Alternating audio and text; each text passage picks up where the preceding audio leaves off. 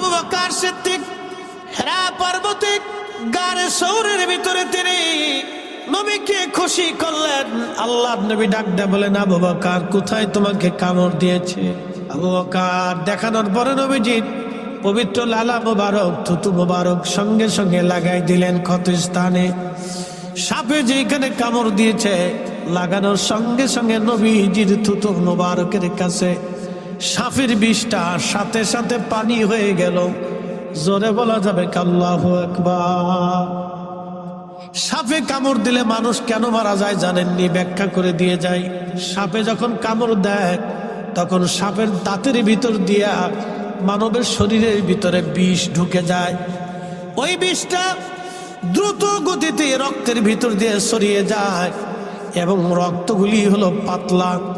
ওই বিষটা সারা শরীরের মধ্যে ছড়াইয়া রক্তগুলি ধীরে ধীরে ঘন বানায় দেয়। তখন ব্লাড সার্কুলেশন, রক্ত চলাচল বন্ধ হয়ে যায়। তখন রক্ত চলাচল বন্ধ হয়ে গেলে মানুষের হার্টবিট কমে যায়, হার্টের ভিতর দিয়ে রক্ত পাস বন্ধ হয়ে যায়। তখন অটোমেটিক ওই রুগী মারা যায়। হসপিটালে না নিলে ওই বিষ বের করতে না পারলে রুগী মারা যাবে। আল্লাহর নবী পবিত্র থুতু মুবারকের এতই বরকত, সাপের বিষ পর্যন্ত পানি হয়ে গেল, রক্ত পরিষ্কার হয়ে গেল। একবার জোরে বলা যাবে কি ইয়া রাসূলুল্লাহ? কেউ যদি বলে রসুল আমার মতো, আমি নবীর মতো, তাহলে বোঝা গেল তার মতো মিথ্যাবাদী আর দুনিয়াতে একটাও নাই। কথা কর ঠিক কিনা? এর মধ্যে মিথ্যাবাদী, কথা বলেন, মিথ্যাবাদী একটাও নাই। চরম মিথ্যাবাদী সে, চরম মিথ্যাবাদী। ঘাটিয়ারা আর মুসলমান মনোযোগ দিবেন। নেতা ইসলামের আহ্বানে আজকের এই মাহফিল কানা বুঝে যাওয়াটা আমাদের জরুরি।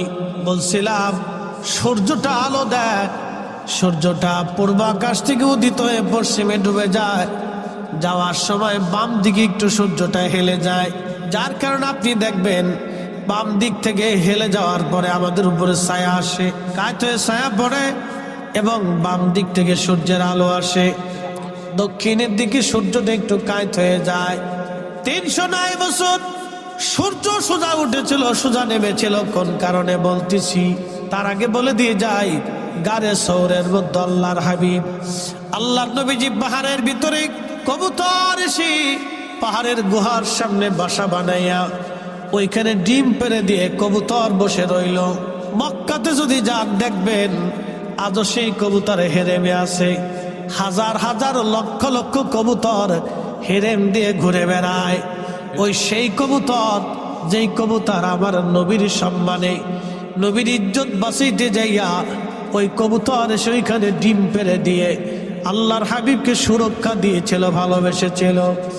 সেই কবুতর কিয়ামত পর্যন্ত হেরেবে তাদের জায়গা হয়ে গেল। একজন হাজি কবুতর একটা কবুতরের গায়ে হাত দেবে না, ধরবে না, মারবে না, শোবে না, খাবে না। ওই কবুতরকে হাজিরা খাবার খাওয়ায়, হাজি কবুতরকে খাবার খাওয়ায়। মনোযোগ দিবেন, কবুতর ভালোবাসলো একটা, কিন্তু কিয়ামত পর্যন্ত কবুতরের ভাগ্য খুলে গেল। লক্ষ লক্ষ কোটি কোটি হাজি যাবে আসবে, আর লক্ষ লক্ষ কোটি কোটি মানুষ কবুতরের খাবার দিয়ে আসে। একসাথে বলবে তো আল্লাহু আকবার। ডিম পারছিল কয় কবুতর? আমার দিকে তাকান, কয় কবুতর? ভাগ্য খুললো কয় কবুতরে? 14 গোষ্ঠী, ওর সব গোষ্ঠী কিয়ামত পর্যন্ত কোটি কোটি কবুতরের ভাগ্য খুলে গেল। ডিম পারছে এক কবুতরে। আজকে হেরেবে যত কবুতর জন্ম নেয়, যত কবুতর হয়, সব কবুতরের হাজিরা খাবার দিয়েছে। কারণ কি? কবুতরের ভাগ্য খুলে গেল রসুলের কারণে, নবীকে সম্মান করার কারণে। কবুতরের কপাল যদি খুলে যায়, একটা কথা মনে রাখবেন, রসুল ছাড়া উম্মত আল্লাহ পাবে না, আল্লাহ পাবে না, আল্লাহ পাবে না। বলে কোন দলিলে? কোরআনে আল্লাহ ফয়সালা দিয়ে দিলেন কুল ভাবে, একবারে নরমাল ভাবে না, চূড়ান্ত ভাবে। কেউ যদি আমি আল্লাহকে পেতে চায়, আমি আল্লাহকে ভালোবাসতে চাই, সে যদি দাবিদার হয় আমি মালিক আমার আল্লাহকে ভালোবাসি, নবী আপনি বলে দেন চূড়ান্ত ভাবে সে যেন ফাত্তাবিউনি, আপনি নবীর ইত্তেবা অনুসরণ মহব্বত করে ভালোবাসে। আপনি নবী মানলে আমি আল্লাহ মানা হবে, আপনি নবী মানলে আমি আল্লাহ ভালোবাসা হবে, আপনি নবী পাইলে আমি আল্লাহ পাওয়া হবে। একসাথে বলবেন আল্লাহু আকবার। নবী পাইলে কে পাওয়া হবে? নবী মানলে কাকে মানা হবে? এই জন্য সাহাবীরা নবীর জন্য জীবন দিত, সাহাবীরা নবীর জন্য জীবন দিত, সাহাবীরা নবীর জন্য সংসার করত, সাহাবীরা নবীর জন্য আল্লাহর পথে দান করত। আম্মাজান খাদিজা আল্লাহ আগে চিনে নাই, আগে নবী চিনেছে। আম্মাজান আয়েশা আল্লাহ আগে চিনে নাই, আগে নবী চিনেছে। আবু বকর সিদ্দিক আল্লাহ আগে চিনে নাই, আগে নবী চিনেছে। বেলাল আল্লাহ আগে চিনে নাই, নবী আগে চিনেছে। হযরত ওয়াসাল কারনী আল্লাহ আগে চিনে নাই, আগে নবী চিনেছে। নবী চিনার পরে আল্লাহ বুঝেছে, নবী চিনার পরে হাসর বুঝেছে, নবী চিনার পরে কবর বুঝেছে, নবী চিনার পরে ফেরেশতা চিনেছে, নবী মানার পরে সব মানা হয়েছে। এই জন্য আল্লাহ বললেন, হাবিব চূড়ান্ত ভাবে কেউ যদি আমাকে পেতেই চায়, ভালোবাসতেই চায়, তো বলে দেন চূড়ান্ত ভাবে আপনাকেই পাইতে হবে। আপনি পাইলে আমি আল্লাহ পাওয়া হয়ে যাবে। একসাথে বলবেন আল্লাহু আকবার। এখন আমরা মিলাদুন্নবী পালন করি, অনেকের মন খারাপ। কে ভাই আপনার মন খারাপ হওয়ার কি আছে? আপনার মন খারাপ হবে কি? আপনি কি নবীর উম্মত না? এখানে লেখা হয়েছে বড় ঈদ, ঈদে মিলাদুন্নবী। আচ্ছা বলেন তো, রসুলের আগমন উম্মতের কাছে যদি সবচেয়ে বড় আনন্দ না হয়, তাহলে সে রসুলটা কিভাবে ভালোবাসলো? কি কথা কর না কেন? সে নবীর ভালোবাসার দাবি যদি করে যে আমি রসুল ভালোবাসি, তো ভালো যদি বাসেন তাহলে আপনার সবচেয়ে প্রিয়তম আমার নবী, আপনার মাসুক আমার নবী। তো মাসুকের আগমনে যদি আপনার আনন্দ নাই হলো, তাহলে আপনি কি আশেক হইছেন? এই কথা কর না কেন? মাসুকের আনন্দে তো আপনার আনন্দিত হতেই হবে। প্রিয় উপস্থিতি, এই জন্য অনেক কিছু বোঝার আমাদের বাকি আছে বাবাজি। সব দলিলে হয় না, কিছু বিবেক দিয়েও লাগে। সব দলিলে হয় না, বিবেকও লাগে। মনোযোগ দিয়েন, এইদিকে আর আমি যাব না, আমার বিষয় আমি ফিরে চলে যাই। কবুতরের ডিম পারল একটা, ভাগ্য খুলে গেল হাজার কবুতর। ইব্রাহিম খলিলুল্লাহ আগুনের ভিতরে ব্যাঙে ফাঁসাডারে ঘোরাইয়া সিরিদ সিরিদ করে পেশাব করে। আচ্ছা বলেন তো, ব্যাঙে যখন মতে পেশাব করে তো কয় মন বেরোয়? হ্যাঁ, কতটুক? 1 কাপ বেরোয়নি, সাকাবের 1 কাপ না, তাও তো বেরোয়। আরো কম না, 1 সিরিঞ্জ না, যে আপনার ইঞ্জেকশন দেয় যে সিরিজ আছে তাও না, তারও 4-5 ভাগের 1 ভাগ হইতে পারে। আচ্ছা, আগুন জ্বলতেছে 2-3 কিলোমিটার ব্যাপী। ইব্রাহিম আলাইহিস সালামের আগুন 2-1 কিলোমিটার না, 2 কিলোমিটার দূর থেকে আগুনের তাপে মানুষ কাছে যাইতে পারে না। এই আগুন ব্যাঙের পেশাবে কিভাবে নিববে? ব্যাঙে তারপরও পাশাটারে ঘুরাইয়া সিরিদ সিরিদ করিয়া মারতেছে। তা আল্লাহ ডাক দেখে, ব্যাঙ করো কি? আল্লাহ পেশাব সারি। কি জন্য ছাড়ো আল্লাহ জানে তো। তারপর জিজ্ঞা, কেন ছাড়ো? আল্লাহ ইব্রাহিমের তোমার খলিলের আগুন নিভাইতেছি। জোরে জোরে জোরে জোরে জোরে। আচ্ছা বলেন, আমরা কি 100% রসুলকে ভালোবাসতে পারবো? কথা কর না কেন? পারবো, চেষ্টা করতে পারবো, কিন্তু 100 পারবো না। 100 সাহাবীরা করছে, কথা ঠিক কিনা? আমরা চেষ্টা করতে পারবো। এই চেষ্টার একটা মাধ্যমে হচ্ছে আজকে মিলাদুন্নবীর মাহফিল। কি কথা কর না কেন? চেষ্টার অনেকগুলি মাধ্যম আছে। কি বলছেন? অনেকগুলি মাধ্যম আছে, তার একটা মাধ্যম হলো এটা। তার একটা, অনেক মাধ্যম আছে। দাড়ি রেখা, টুপি মাথায় দিয়ে, পাগড়ি পরিয়া, জুব্বা গায়ে দিয়ে, দাঁত সৎকা করিয়া, হাসি দিয়ে, মানুষ খাওয়াইয়া, ডানাতে খাইয়া, সুন্নত মাইনা, আদর্শ মাইনা, হালাল খাইয়া, নানান সিস্টেম আল্লাহ দিয়ে দিছেন, নানান পথ দিয়ে দিছেন আল্লাহ। কিন্তু তার ভিতরে রসুল ভালোবাসার একটা পথ হচ্ছে মিলাদুন্নবী। কিয়ামতের ময়দানে কইতে পারবো, আল্লাহ কিছুই ছিল না, তোমার রসুলের আজকে আগমনে খুশি হইয়া মাহফিল সাজাইয়া আমরা বৈশা তোমার নবীর প্রশংসা শুনছি, তোমার হামদ করছি, শুকরিয়া করছি। একসাথে বলা যাবে না মারহাবা? কি বলতে পারবো না? ব্যাঙে কয় আল্লাহ পেশাব করি, বলে কেন করো? তোমার খলিলের আগুন নিভাই, তোর পেশাবিকে আগুন নিববে? কামও জানি আগুন নিববে না, কিন্তু কিয়ামতের ময়দানে বলতে তো পারবো যে পেশাব শরীরে আগুন নেবানোর চেষ্টা করছি। জোরে কর, জোরে জোরে জোরে। কিয়ামতের ময়দানে আল্লাহকে বলতে তো পারবো, আল্লাহ তোমার রসুলকে ভালোবাসার চেষ্টা করছি। কি কথা কন দেখেন? ভালোবাসা সাহাবীদের মতো পারি নেই, কিন্তু চেষ্টা করছি। মঞ্জুর আর রেফাইয়ের মতো পারি নেই, কিন্তু চেষ্টা করছি। ফতে আলী রসুলের আমার মতো পারি নেই, চেষ্টা করছি। সতুরার হুজুর কেবলার মতো, কুতুবুল ইরশাদের মতো পারি নেই, চেষ্টা করছি। চেষ্টা করছি, আমরা পারি নেই। সূর্য উদিত হয় পশ্চিমে ডুবে যায়। আসহাবে কাহাবের 7 জন ওলি তারা গুহার মধ্যে ঘুমাইল। গুহার মুখটা ছিল দক্ষিণ দিকে, তো সূর্য পূর্ব দিকে উঠে পশ্চিমে ডুবে যায়। তো সূর্যটা যদি বামে হেলে যায় তাহলে সূর্যের আলোটা গুহার ভিতরে এসে পড়ে। আর যেহেতু তারা 7 জন গুহার মধ্যে ঘুমাচ্ছে, সূর্যের আলো যদি সরাসরি গুহার মধ্যে পড়ে তাহলে সূর্যের আলো শরীরে রাখলে শরীরে ঘাম আসবে, আর ঘাম আসলে শরীরে ব্যাকটেরিয়া জন্ম নিবে, আর ব্যাকটেরিয়া জন্ম নিলে 309 বছর ধরে তারা ঘুমাই রয়েছে, পোকামাকড় লাগবে, দুর্গন্ধ সৃষ্টি হবে, ওখানে পয়জন সৃষ্টি হবে, এবং এটা গোসল না করলে আর পরিষ্কার হবে না। এই জন্য আল্লাহ সূর্যটাকে হুকুম দিলেন, সোজা উঠবা, সোজা নামবা, আমার ওলিরা ঘুমাচ্ছে, তাদের ডিস্টার্ব করা যাবে না। একসাথে বলা যাবে আল্লাহু আকবার, জোরে জোরে জোরে জোরে জোরে। আচ্ছা, আগের যুগের উম্মতের দাম বেশি না এই উম্মতের দাম বেশি? এই উম্মতের দাম বেশি। আগের যুগের উম্মত থেকে এই উম্মতের 70 গুণ দাম, আগের যুগের ওলি থেকে এই ওলিদের 70 গুণ দাম বেশি। একসাথে বলবেন আল্লাহু আকবার। তা আগের যুগের ওলিদের সম্মানে যদি আল্লাহ সূর্য 309 বছর পর্যন্ত সোজাসুজি উঠাইয়া সোজাসুজি নামাইতে পারে, তাহলে এই উম্মতের মর্যাদার জন্য খাজা বাবা আজমেরি আনা সাগরের পানি একটা লুটার ভিতরে এনে সেই দিন কারামত দেখিয়েছিল। আমার দেশের অনেকের পছন্দ হয় না, খাজা বাবা গাঁজা খাবা না, আরে বেটা খাজা না আসলে ইসলাম পাইতাম না, কথা কোন ঠিক কিনা? খাজা না আসলে ইসলাম পেতাম, ও খাজা আসছিলেন বিদায় দিন পেয়েছি। শাহজালাল ইয়ামিনী মুজাররিদি জায়নামাজ বিছিয়ে দিল নদীর উপরে, সুরমা নদীর উপরে জায়নামাজ। সুরমা এখনকার মতো আধা ঠেঙ্গে সুরমা ছিল, আজ থেকে 700-800 বছর আগে সুরমা নদী অনেক বড় নদী ছিল। প্রিয় ঘাটুরার মুসলমান, ঘাটিয়ারার মুসলমান, খুব মনোযোগ দিবেন বাবাজি, মাইকের আওয়াজ যত দূরে যায়। হাজিরিন, ওই 7 জন আল্লাহর ওলি তারা গুহার মধ্যে ঘুমাইল। তৎকালীন বাদশা ছিল জালিম বাদশা, পৌত্তলিক বাদশা। তিনি তাদেরকে ধরার জন্য সৈন্য সামন্ত পাঠাইল। তাদের সঙ্গে একটা কুকুর ছিল, কুকুরের নাম ছিল কিতমির।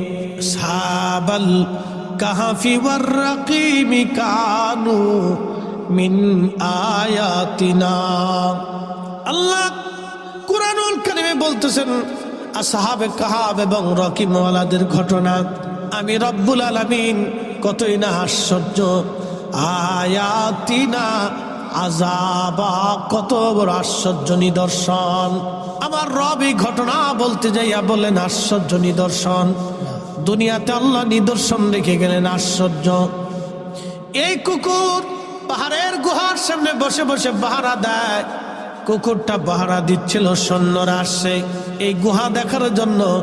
এই কুত্তাটা সৈন্যদেরকে দাবড়ায় তাড়িয়ে দিল, কুকুরটা সৈন্যদেরকে দাবড়ায় তাড়িয়ে দিল।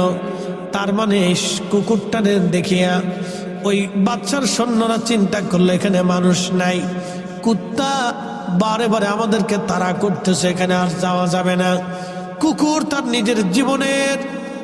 নিজের জীবনের সব কিছু উজাড় করে দিয়ে সৈন্যদেরকে তাড়িয়ে দিয়ে 7 জন আল্লাহর ওলিকে পাহারা দিতে দিতে কুকুর এই গুহার সামনে মারা গেল। সে খাবার খেলো না, গুহা থেকে পালাইলো না, ভালোবাসতে বাসতে কুকুর পাহাড়ে গুহার সামনে মারা গেল। কুকুরের এই ভালোবাসা দেখে আমার আল্লাহর কাছে বড় মায়া লাগলো। সহিহ বুখারীতে কিতাবুল আম্বিয়াতে নবীজি বলতেছে এই ভালোবাসা দেখে, ভালোবাসা একটা কুকুর মনিবের প্রতি ভালোবাসা দেখে আল্লাহর বড় মায়া লাগলো। আল্লাহ নবী বললেন আল মারু মা মান আহাব্বা, তুমি দুনিয়াতে যারা ভালোবাসবে কিয়ামতের ময়দানে তার সাথে তোমার হাসর নাসর হয়ে যাবে। তুমি দুনিয়াতে যারা ভালোবাসবে কিয়ামতের ময়দানে তার সাথে হাসর নাসর হয়ে যাবে। কিয়ামতের ময়দানে তার সাথে হাসর নাসর হয়ে যাবে, তার সাথে হাসর নাসর হয়ে যাবে। এর চেয়ে বড় সুসংবাদ আর কিছুই হতে পারে না। এই জন্য আমরা শাহজালালকে ভালোবাসি, শাহপরানকে ভালোবাসি, খাজা বাবা আজমিরিকে ভালোবাসি, নিজামুদ্দিন আউলিয়াকে ভালোবাসি, সতরার হুজুর কেবলাকে ভালোবাসি, শাহ সফি ফতে আলী রসুল নামকে ভালোবাসি, আবু বকর সিদ্দিক পুরোপরাবিকে ভালোবাসি, হাজারাতে নূর মোহাম্মদ নিজামপুরীকে মুজাদ্দিদ আল ফেসারিসের হিন্দিকে ভালোবাসি, আমরা হযরত খাজা বহাউদ্দিন নকশবন্দ বুখারীকে ভালোবাসি, হুজুর গাউসে পাক মহিউদ্দিন আব্দুল কাদের জিলানীকে ভালোবাসি, আমরা ওলিদেরকে ভালোবাসি। কিয়ামতের ময়দানে ওলিদের সঙ্গে আমাদের হাসর নাসর হয়ে যাবে। কথা কন না কেন? বলেন যে রসুলের কথা মিথ্যা, তাহলে বলে না, অসুবিধা নেই। পৃথিবী উল্টে যাবে তো সাগর শুকাবে, আল্লাহ রসুলের কথা আর কখনো পরিবর্তন হবে? মিথ্যা হবে না। যা বলছে ওটি ঠিক, যা বলছে তো ঠিক ঠিক। একে দেখবেন 100% পিওর, কোনো টেনশন নেই। ভালোবাসতে হবে, ভালোবাসার মতো ভালোবাসতে হবে। আল্লাহ বানাইলেন কত জাতি, হইল না তার প্রেম প্রীতি, অবশেষে মানুষ বানায় প্রেমের কারণে, প্রেমের ডুরি বান্দরে মন শীদের সনে। হায়রে প্রেমের ডুরি বান্ধরে মদিনার সনে। আমাদের আগে আল্লাহ জিন জাতি বানাইলেন। জিন জাতির আদি পিতার নাম তারান্নুস, উপাধি আবুল জিন, জিন জাতির বাবা। একদিন দুই দিন না 60,000 বছর হায়াত পেয়েছিলেন পৃথিবীতে। 60,000 বছর পৃথিবীতে বেঁচে ছিলেন। জিন জাতির আদি পিতার সাথে আল্লাহর কোনো প্রেম হয় নাই, যার কারণে জিনদের দেখবেন শত শত হাজার হাজার বছর ধরে জিনেরা বেঁচে থাকে। জিনদের সাথে আল্লাহর প্রেম হয় না। জিনদের ভিতরে খাজা বাবা আজমিরি পাবেন না, জিনদের ভিতরে খাজা বাবা আজমিরি পাবেন না, জিনদের ভিতরে হুজুর গাউসে পাক আপনি পাবেন না, ইমাম আজম পাবেন না, ইমাম শাফিঈ পাবেন না, ইমাম মালিক পাবেন না, আশিক রাসূল বেলাল আপনি জিনদের মধ্যে পাবেন না। জিনদের ভিতরে আপনি এবং বড় বড় অলি পাবেন না। যত অলি আপনি পাবেন সব মানুষের ভিতরে। এই জন্য মানুষের সাথে আল্লাহর প্রেম হয়েছে। কথা বলেন ঠিক কিনা? মানুষের সাথে আল্লাহর প্রেম হয়েছে, জিনদের সাথে হয়নি, ফেরেশতাদের সাথে হয়নি। ফেরেশতাদের সাথে আল্লাহর প্রেম হয়েছে, আর কোন মাখলুকের সাথে আল্লাহর প্রেম হয়নি। আল্লাহর শুধু প্রেম হয়েছে মানুষের সাথে। এই মানুষই চোখের পানি ফেলে, এই মানুষই আল্লাহকে ভয় পায়, এই মানুষই আল্লাহর প্রেমে নিজেকে কুরবানি করে দিয়েছে। যুগে যুগে দেখবেন ওয়াসাল কারনি, বেলাল, হানজালা, আলী, ওমর, উসমান, আবু বকর, তালহা, জুবাইর, হাসান, হুসাইন রিদওয়ানুল্লাহি তাআলা আলাইহিম আজমাইন জীবনী যদি দেখেন, জিন্দেগি ত্যাগ করে দিয়েছেন, কুরবানি করে দিয়েছেন। চোখের সামনে ইমাম হুসাইন সব পরিবার কুরবানি করেছেন আল্লাহর রাহে। আহা, রাসূল করিম যে পাহাড়ে জাবালে আবু সিলাতে, যে ছোট্ট গুহার ভিতরে 3 দিন 3 রাত উম্মতের জন্য কেঁদেছিলেন, সে গুহার সেইখানে আমি বছর বসে আসছি, দেখে আসছি। খন্দকের এই যে খাল আছে, খন্দকের যে পাহাড় আছে, পাহাড়ের পিছনে একটা পাহাড় আছে, এই পাহাড়ের নাম হচ্ছে জাবাল আবু সিলা। এই জাবাল সিলাতে একটা ছোট্ট গুহা আছে, এখানে নবীজি একাধারে 3 দিন 3 রাত সেজদার মধ্যে কাঁদছে।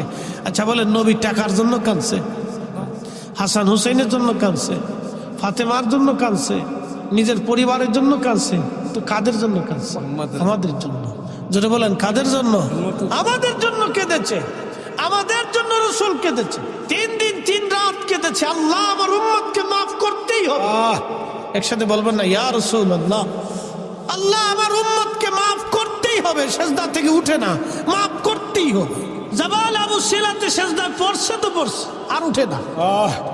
একাধারে 3 দিন 3 রাত সেজদায় পড়ে রয়েছে। আল্লাহ মাফ করতেই হবে। আর উম্মত মসজিদে জুতা চুরি করে, উম্মতে সুদ খায়, ঘুষ খায়। কি কথা কর না কেন? ঠিক কিনা? উম্মত 2 নম্বরই করে উম্মতের কাজ। সি সি হাজিরিন, খুবই মনোযোগ দিবেন। আল্লাহর নবী বলতেছিলেন, সাহাবীরা রে, কুকুরের এই ভালোবাসাটা এতই আল্লাহর কাছে ভালো লাগলো, আমার আল্লাহ কুকুরটাকে দুম্বার আকৃতি দিয়া বেহেশতের তাসনিম নদীর পানি দিয়া গোসল করাবে।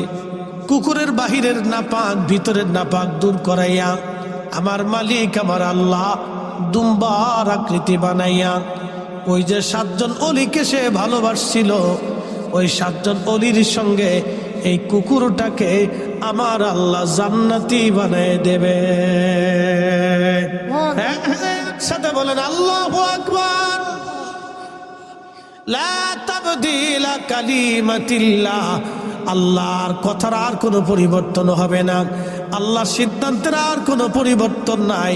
আকাশ ভেঙে যাবে, জমিন পড়ে যাবে, সাগর শুকিয়ে যাবে, আল্লাহর ফয়সালা পরিবর্তন হবে না। ইন্নাকা লা তুখলিফুল মিয়াদ। মূল আলোচনায় চলে যাচ্ছি। ওই কুকুরটা গুহার সামনে থেকে পাহারা দিয়ে দিয়ে মারা গেল। কুকুরের ভালোবাসা আল্লাহর দরবারে এতই ভালো লাগলো, সহিহ বুখারীতে নবীজি বলতেছেন, উম্মতরে ওই কুকুরটাকে আল্লাহ জান্নাতের মধ্যে নিয়ে যাবে। তার বাহিরের নাপাক, ভিতরের নাপাক আল্লাহ বেহেশতের তাসনিম নদীর পানি দিয়ে ধৌত করবে। দুম্বার আকৃতি দিয়ে আমার আল্লাহ ওই 7 জন যুবক আল্লাহর ওলির সঙ্গে এই কুকুরটাকেও আল্লাহ জান্নাতি বানায় দেবে। একসাথে জোরে বলেন আল্লাহু আকবার। বন্ধু খুবই মনোযোগ দিবেন। এই ওলিদেরকে কেন্দ্র করে আল্লাহ 2টা ঘটনা ঘটাইলেন। একটা ঘটনা আমার আল্লাহ কুত্তা দিয়ে পাহারা দিলেন, তাদেরকে ভালোবাসার জন্য একটা কুকুরকে আল্লাহ জান্নাতি বানায় দিলেন।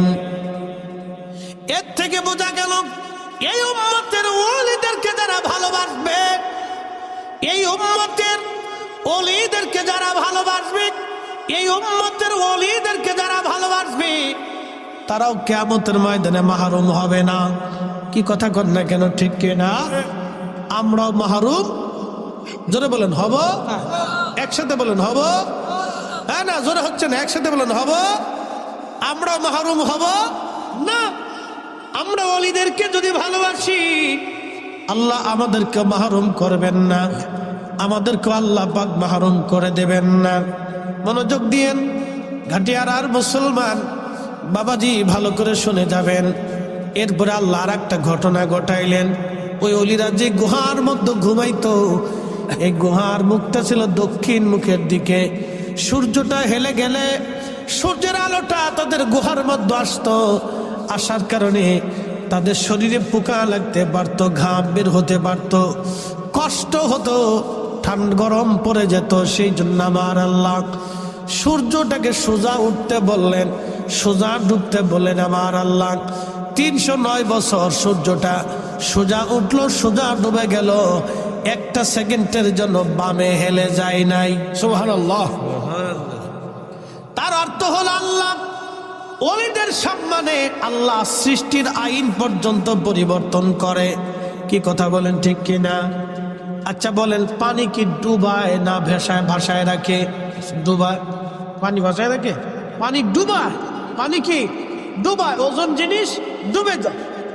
আমরা মানুষ পানির মধ্যে ডুবে যাই, কিন্তু শাহজালাল রাহমাতুল্লাহ আলাইহি জায়নামাজ বিছাই দিয়ে উনি জায়নামাজের উপর দাঁড়ায় গেলেন, সুরমা নদী পার হয়ে গেলেন। আল্লাহ ওলি শাহজালালকে পানিতে ডুবাইল না। তার মানে পানি তার আইন পরিবর্তন করলো আল্লাহর ওলির সম্মানে। কথা কোন ঠিক কিনা? আচ্ছা বলেন তো, এই আপনাদের পাশে বিলের নাম কি? তিতাস নদী। এই তিতাস নদীর পানি যদি আমি বলি সব আমি একটা ঘটির মধ্যে আনবো, আমার পক্ষে কি সম্ভব? মনোযোগ দিবেন। তিতাস নদীর সব পানি যদি আমি একটা ঘটির মধ্যে আনতে চাই, আমি পারবো না। কিন্তু খাজা বাবা আজমিরি আনা সাগরের সব পানিগুলি তিনি একটা লোটার মধ্যে আনলেন। আল্লাহর সৃষ্টির রুলস আল্লাহ চেঞ্জ করে দিলেন আল্লাহর ওলির সম্মানে। একবার জোরে বলা যাবে আল্লাহু আকবার। শোনেন, আমার দিকে তাকান।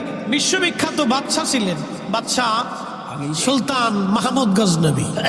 ওনার একটি ইতিহাস বলে আমি শেষ করে দেব, আমার আরেক জায়গায় দৌড় আছে, মানে টাইম নাই তো কি করার আছে।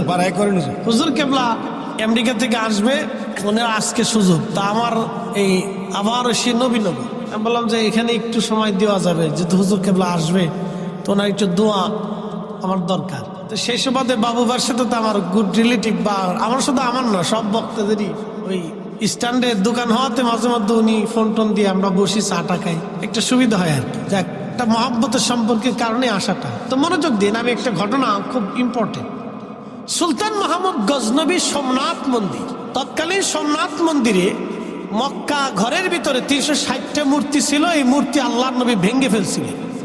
এই মূর্তির ভগ্ন অংশ এটা বাইদা বাই সোমনাথ মন্দিরে লাগানো হয়েছে। বুঝতে পারছেন ধাক্কাটা কোন জায়গা? মূর্তি ভাঙছে কে? নবীজি। একসাথে বলবেন আল্লাহু আকবার। মূর্তি ভাঙছে কে? আল্লাহর নবী। স্বার্থের জন্য এখন আবার হুজুরা মত চেঞ্জ করে কেউ মূর্তি বানান, পাহারা আমরা দেব।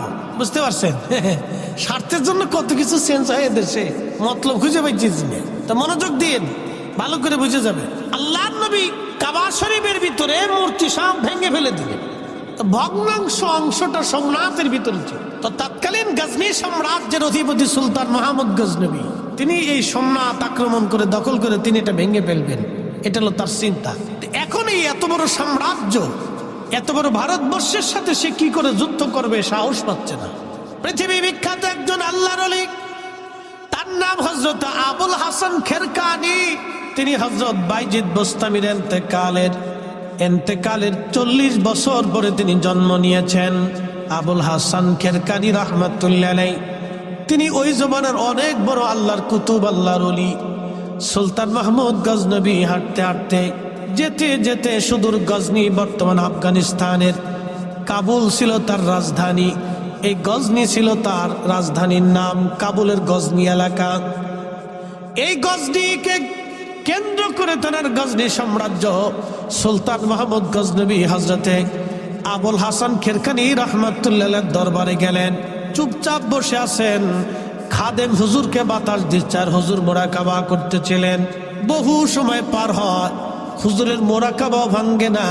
সুলতান মাহমুদ গজনবী সাহসও পায় না হুজুরের মোরাকাবা ভাঙবে। কারণ অলি যারা, তারা নিজেরা রাজত্ব নেয় না, তারা আল্লাহর কাছ থেকে চেয়ে রাজত্ব এনে দেয়, আবার ছিনায় নেয়। এক কথা কর না কেন জোরে বলো। পৃথিবীর কোন অলি রাজত্ব নিচে কোনো প্রমাণ নেই, কোন বাদশাহী শাসন অলিরা নেয় না। কিন্তু ওনাদের সাথে বেয়াদবি করলে বাদশাহী থাকে না, এটা চলে যায়। মনোযোগ দিবেন। আবুল হাসান খেরকানিরা ভয় পাচ্ছে। সুলতান মাহমুদ গজনবী খাদেমকে বললেন, আল্লাহর বান্দা হুজুরকে একটু যদি মোরাকাবা ভেঙে আমার কথা বলা যায়। বলে মোরাকাবা ভাঙলে তো হুজুর আমার উপর রাগ করবে। কয় না, আমি অনেক দূর থেকে আসনি। কোথায় গজনী, কোথায় খেরকান, ইরান, কোথায় ইরান আর কোথায় আফগানিস্তানের গজনী, আমি বহু দূর থেকে আসছি। হুজুরকে একটু দয়া করে বলেন আমার কথা শোনার জন্য। তো খাদেম মোরাকাবা ভাঙ্গাই দিলেন। মোরাকাবা ভেঙে যাওয়ার পরে বলেন, বেটা আমার মোরাকাবা কেন ভাঙছো? বলে হুজুর গজনী সাম্রাজ্যের সুলতান মাহমুদ গজনবী আপনার দরবারে আসছে দোয়া ইজাজত নেওয়ার জন্য। তখন সুলতান মাহমুদ গজনবী আবুল হাসান খেরকানি বললেন, বেটা দূর হয়ে যা, কোনো বাদশা আমার প্রয়োজন নাই। আমি কোনো বাদশার মোকাবেক কিনা, আমি আল্লাহর মোকাবেক। দূরা বেটা যা, চলে যা, তুই আইসিস কে? বাদশারে তাড়িয়ে দিচ্ছি আল্লাহ, দূর হ, চলে যা, তুই কেন আসছিস আমার কাছে? বেটা। সুলতান মাহমুদ গজনবী খুব বিচক্ষণ লোক ছিলেন। তিনি অনুনয় বিনয় বলতেছে, হুজুর আমাকে মাফ করে দেন, আমি যদিও সুলতান, এক সাম্রাজ্যের সুলতান, কিন্তু আপনি আল্লাহর মহানুভব অলির খেদমতে আমি আসছি একটি এজাজতের জন্য, আমার দয়া করে কথা শুনেন, তাড়িয়ে দিবেন না। তো বাদশা যখন বিনয় হয়েছে তখন আবুল হাসান খেরকানি বলতেছে, বেটা বলো কি জন্য আসছো? বলে হুজুর সোমনাথ মন্দির আমি আক্রমণ করতে চাই, হিন্দুস্তানের সোমনাথ মন্দির আমি আক্রমণ করব, দখল করতে চাই। বলতেছে, বেটা সোমনাথ মন্দির দিয়ে তুমি কি করবা? তারা তাদের কাজ করুক, তুমি তোমার কাজ করো। তখন সুলতান বলল, হুজুর মন্দির ভাঙ্গার অভিপ্রায় আমার না, আমি জানতে পেরেছি আল্লাহর নবী হেরেমে কাবা ঘরের মধ্যে 360টা মূর্তি নবী নিজে ভেঙেছিলেন। সেই মূর্তির ভগ্নাংশ সোমনাথের মূর্তির সঙ্গে লাগায় মূর্তি বানানো হয়েছে। যেই মূর্তি রাসূল ভেঙে ফেলেছে সেই মূর্তি পৃথিবীর কোথাও লাগতে দেব না। আমি সেই জন্য সোমনাথ মন্দির আক্রমণ করে দখল করতে চাই। তখন বললেন, বেটা এত তো বড় কঠিন কাজ, অনেক বড় জটিল কাজ, তবে যাও আমি অনুমতি দিলাম। তিনি তেনার জুব্বাখানা খুলে দিয়ে বললেন, বেটারে যদি কখনো মুসিবতের মধ্যে পড়ে যাও, যদি যুদ্ধে পরাজিত হতে চাও, তাহলে জুব্বাখানা উজু করে নামাজ পড়ে জুব্বাখানা হাতের মধ্যে নিয়ে তুমি আল্লাহকে বলবা, ইয়া রাব্বি, জুব্বাওয়ালা যিনি জুব্বার মালিক, তাকে যদি তুমি পছন্দ করো আল্লাহ, এই জুব্বা খানা নিয়ে তোমার দরবারে হাত বাড়াইলাম, আল্লাহ তুমি আমার অমুক অমুক মকসুদ পুরা করে দাও। যা সুলতান মাহমুদ, আমি আবুল হাসান খেরকানি বললাম, আমার আল্লাহ তোকে খালি ফিরাবে না। একবার জোরে বলা যাবে কে মারহাবা? শুনে যান, এমনি এমনি মুসলমান তলোয়ার চালাইতে পারছে। দিল্লির সুলতান বহুবার গোর গোবিন্দরে পরাজিত করতে চাইছে, পারে নাই, শাহজালাল না আসা পর্যন্ত। তলোয়ার চালাইয়াই মুসলমান বিজিত হতে পারে নাই। তলোয়ারের পিছনে মুসলমানদের আধ্যাত্মিক শক্তি ছিল। মোহাম্মদ ঘুরি পানিপথে টিকতে পারে নাই, খাজা বাবা আজমিরি না আসা পর্যন্ত। বুঝতে পারছেন? মুসলমানের বিজয় হয়েছে আল্লাহর ইচ্ছা, আউলিয়া কারামের দোয়ার ফসল ছিল এগুলি। হাজিরিন, সুলতান মাহমুদ গজনবী সম্রাট আক্রমণ করলেন। মাসের পর মাস যুদ্ধ হচ্ছে, পরাজয় হয় না, জয় হয় না। বুঝতেই পারতেছেন, লক্ষ লক্ষ সৈন্যরা, ভারতীয়রা তাদের মন্দির রক্ষা করার জন্য যুদ্ধ করতেছে প্রাণপণে। ওদিকে সামান্য মুসলিম সেনাবাহিনী এনে সুলতান মাহমুদ গজনবীর চেষ্টা করতেছেন দখল করার জন্য। কোনো জয় পরাজয় হয় না। কিন্তু সেনা প্রধান এসে বলল, হুজুর সর্বনাশ হয়ে যাচ্ছে, দীর্ঘদিন যুদ্ধের কারণে আমরা ক্লান্ত হয়ে যাচ্ছি, আমাদের সৈন্য সংখ্যা কম, যুদ্ধের ময়দানে আমরা দাঁড়াইতে পারতেছি না, আমাদের সেনারা পিছের দিকে চলে আসতেছে। হযরতে সুলতান মাহমুদ গজনবী আর দেরি করলেন না, তাড়াতাড়ি নিজের তাঁবুর মধ্যে যাই ওযু করে নামাজ পড়লেন। নামাজ শেষ করার পরে জুব্বাখানা হাতের মধ্যে তুলে ধরে বলতেছে, ইয়া রাব্বি, এই জুব্বার মালিক আবুল হাসান খেরকানি আমার পীর মুর্শিদ জুব্বাখানা দিয়ে বলেছিলেন, এই জুব্বার উসিলা ধরতে বলেছিলেন, আল্লাহ আল্লাহ, জুব্বার মালিক যদি তোমার ওলি হয়, এই জুব্বার মালিক যদি তোমার প্রিয় হয়, তোমার পছন্দের ব্যক্তি হয়, তোমার বন্ধু হয়, আল্লাহ এই জুব্বা নিয়ে তোমার দরবারে হাত বাড়াইলাম। আজকে সুলতান মাহমুদ গজনবীরে শূন্য ফিরাই দিও না, মুসলমানদেরকে আজকে অপমান অপদস্থ করো না আল্লাহ, আজকে আমাদের বিজয় দাও, আজকে পরাজিত করিও না। একবার জোরে বলা যাবে কি আল্লাহু আকবার? সত্যিকারই কথা, সেদিন মুসলমানদের বিজয় হলো, সম্রাট মন্দির দখল করলেন সুলতান মাহমুদ গজনবী। একসাথে বলবেন আল্লাহু আকবার। জোরে জোরে জোরে জোরে জোরে। অলি লাগবে, কথা বলেন, অলি লাগবে। অলি লেগেছিল, লেগেছিল, আগামীতেও লাগবে। কথা ঠিক কিনা? আগামীতেও লাগবে। অলি না থাকলে মুসলমানের পিঠে চামড়া থাকবে না, মনে রাখেন। যদি কোনো জনপদে অলি না থাকে তো মুসলমানের পিঠের চামড়া থাকবে না, চামড়া উঠিয়ে ফেলে দেওয়া হবে। মুসলমানের চামড়া থাকবে না, উঠিয়ে ফেলে দেওয়া হবে। অলি থাকতেই হবে। অলিদের দোয়া যত সময় থাকবে, মুসলমানের বিজয় তত সময় থাকবে। কথা বলেন ঠিক কিনা? তো বিজয় অর্জন করলেন। রাত্রিবেলা ঘুমিয়েছেন, স্বপ্নে আবুল হাসান খেরকানি এসে বলতেছেন, বেটা আমার জুব্বা কি দামে বিক্রি করেছো? বলতেছে, হুজুর জুব্বার হাতের মধ্যে নিয়ে বলেছি, আল্লাহ জুব্বার উসিলা, জুব্বার মালিকের উসিলা আমার বিজয় দিয়ে দাও। বলতেছে, বেটা রে, তুমি আমার জুব্বা খানা কেন কম দামে বিক্রি করে দিলাম? বেটা বিজয় কেন চাইলা ছেলে আমার? যদি বিজয় না চেয়ে তুমি বলতে, আল্লাহ সোমনাথের সমস্ত হিন্দু মুসলমান বানায় দাও, আমার আল্লাহ সব হিন্দু মুসলমান বানাই দিতেন। একবার জোরে বলা যাবে কি আল্লাহু আকবার?